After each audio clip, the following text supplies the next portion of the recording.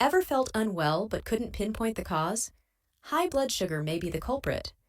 For those with diabetes, it's crucial to recognize warning signs to maintain well-being and prevent complications. In this video, we reveal 5 key symptoms to watch for, ensuring informed and proactive health management. If you find yourself constantly thirsty and reaching for your water bottle, it might be more than just thirst. Excessive thirst is a common sign of high blood sugar, as your body tries to stay hydrated due to dehydration caused by elevated glucose levels. Are bathroom trips interrupting your day? High blood sugar increases urine production as your kidneys work overtime to eliminate excess glucose. This frequent need can disrupt daily routines and is an important indicator to monitor. Feeling unusually tired or sluggish despite adequate rest could point to high blood sugar. When glucose isn't properly entering your cells for energy, fatigue sets in, leaving you drained and less active. Experiencing sudden vision changes?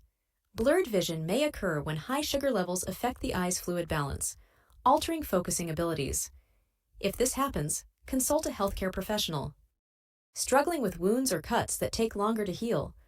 High blood sugar can impair circulation and delay the healing process, posing risks for infections and complications in diabetics.